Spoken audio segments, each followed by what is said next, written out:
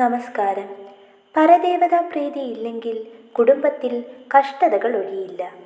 പരദേവത ആരെന്നറിയില്ലെങ്കിൽ എന്തു ചെയ്യും? പരദേവതയെക്കുറിച്ച് മുഴുവനായി മനസ്സിലാക്കുവാനായി വീഡിയോ പൂർണ്ണമായും കാണുക. ഇത്തരം കൂടുതൽ അറിവുകൾക്കായി ചാനൽ സബ്സ്ക്രൈബ് ചെയ്യുക. പലരും ഒട്ടും ശ്രദ്ധ ചെലുത്താത്തതും എന്നാൽ വളരെ പ്രാധാന്യമർഹിക്കുന്നതുമായ ഒരു കാര്യമാണ് ഇത്. ഗുരുവായൂരിലും ശബരിമലയിലും അങ്ങനെ പല പ്രസിദ്ധ ക്ഷേത്രങ്ങളിലും പോകുന്ന പലരും പോകാത്തതും മറന്നു പോകുന്നതുമായതാണ് ധർമ്മദേവം അഥവാ പരദേവത. പലർക്കും പരദേവത ആരെന്ന് പോലും അറിയില്ല.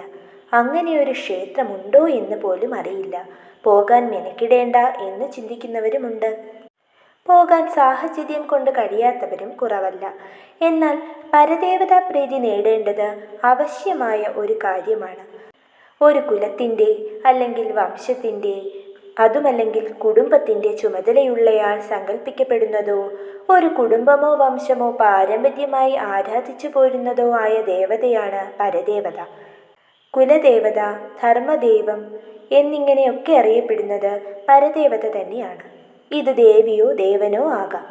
പണ്ടുകാലങ്ങളിൽ പുരാതനമായ കുടുംബങ്ങളിലെ ആദ്യ തലമുറകളിൽപ്പെട്ട ഏതെങ്കിലും ഒരാൾ സന്യാസം സ്വീകരിക്കുകയും അതിൻ്റേതായ രീതികളുമായി മുന്നോട്ടു പോവുകയും പല ഗുരുക്കന്മാരിൽ നിന്നും അറിവുകൾ സ്വായത്തമാക്കി ഏതെങ്കിലും ഒരു ദേവതയെ ഉപാസിച്ച് പ്രീതിപ്പെടുത്തുകയും ചെയ്യുന്നു.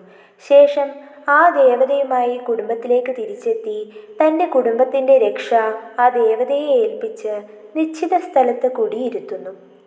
ഈ ദേവതയെ ഞാനും എൻ്റെ സന്തതി പരമ്പരകളും വിധിയാവണ്ണം സേവിക്കുകയും ഭജിക്കുകയും ചെയ്തു കൊള്ളാമെന്ന് പ്രതിജ്ഞയെടുക്കുന്നു. ഇത്തരത്തിൽ കുടിയിരുത്തിയ കുടുംബക്ഷേത്രങ്ങളാണ് ഇന്ന് മിക്ക തറവാടുകളിലും കണ്ടുവരുന്നത്. ഈ സന്യാസിയുടെ മരണശേഷം സന്യാസിയുടെ പ്രേതത്തെയും ദുരിതശുദ്ധികൾ വരുത്തിയ ശേഷം യോഗീശ്വരൻ, മന്ത്രമൂർത്തി എന്നിങ്ങനെ പല സങ്കല്പങ്ങളിൽ ഈ ക്ഷേത്രങ്ങളിൽ തന്നെ കുടിയിരുത്തുന്നു. ഇത്തരത്തിലുള്ള ക്ഷേത്രങ്ങളിൽ കുടുംബത്തിലെ തന്നെ ഏതെങ്കിലും ഒരു അംഗം പൂജ കഴിക്കാറുണ്ട്. അതല്ല ക്ഷേത്രങ്ങളായി രൂപാന്തരപ്പെടുത്തി പ്രതിഷ്ഠ നടത്തുകയാണെങ്കിൽ ഒരു തന്ത്രിയുടെ കാർമ്മികത്വത്തിന് പ്രകാരമുള്ള പൂജാകർമ്മങ്ങളായിരിക്കും പിന്നീട് നടക്കുന്നത്. എപ്രകാരമാണെങ്കിലും ഇത്തരം ക്ഷേത്രങ്ങൾ ജീർണാവസ്ഥയിലേക്ക് മാറുകയാണെങ്കിൽ ആ കുടുംബവും അതേ അവസ്ഥയിലേക്ക് മാറും. പല അനിഷ്ടതകളും ആപത്തുകളും സംഭവിക്കാം. പരദേവതയുടെ അനുഗ്രഹമുണ്ടെങ്കിൽ മാത്രമേ മറ്റേതു ക്ഷേത്രങ്ങളിൽ ദർശനം നടത്തിയാലും ഗുണമുണ്ടാകുകയുള്ളൂ.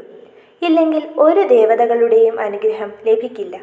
ഇനി എത്ര തലമുറകൾ കഴിഞ്ഞാലും ഈ പരദേവതാ സങ്കല്പമോ അല്ലെങ്കിൽ പരദേവതാ ക്ഷേത്രമോ മാറ്റി മറ്റൊന്നാക്കാൻ സാധിക്കില്ല. നിത്യവും തൊഴാൻ കഴിയുന്നവർ അങ്ങനെയും, അകലെയാണെങ്കിൽ ഏതെങ്കിലും സമയക്രമങ്ങൾ വച്ചോ ഈ ക്ഷേത്രങ്ങളിൽ പോയി തൊഴുക. പരദേവതാ ക്ഷേത്രങ്ങളിൽ യഥാവിധി പൂജകളും വഴിപാടുകളും നടത്തുക. കഴിയും വിധം കേമമായി തന്നെ പരദേവതാ ക്ഷേത്രങ്ങൾ പരിപാലിക്കുക. ഒരു കുടുംബത്തിൽ വച്ചാരാധനയുണ്ടെങ്കിൽ ആ ദേവതയും മൂലകുടുംബത്തിൻ്റെതായ പരദേവതയും രണ്ടായി ഉണ്ടെങ്കിൽ ഈ രണ്ടു ദേവതമാർക്കും തുല്യ പ്രാധാന്യം നൽകി പൂജിക്കുക. നിത്യവും വിളക്കു കൊളുത്തി പ്രാർത്ഥിക്കുമ്പോൾ ആദ്യം പരദേവതയെ പ്രാർത്ഥിച്ചതിന് ശേഷം മാത്രം ബാക്കി ദേവതകളെ പ്രാർത്ഥിക്കുക. ഇങ്ങനെ ചെയ്തു തുടങ്ങിയാൽ തന്നെ കുടുംബത്തിൽ വരുന്ന ശുഭവ്യത്യാസം കണ്ടറിയാൻ സാധിക്കും. ഇനി പരദേവതയെ അറിയില്ലെങ്കിൽ എന്തു ചെയ്യും?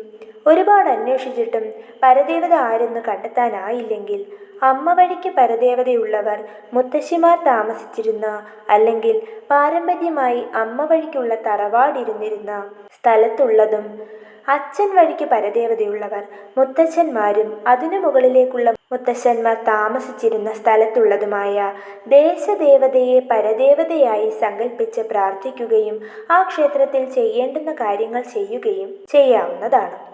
ഇതിനൊന്നും വഴിയില്ലാത്തവർ, ഒരു തരത്തിലും ഇതൊന്നും കണ്ടെത്താനാകാത്തവർ പൂജാമുറിയിൽ ഒരു വിളക്കിൽ പരദേവതാ സങ്കല്പം വച്ച് പ്രാർത്ഥിക്കാവുന്നതാണ്.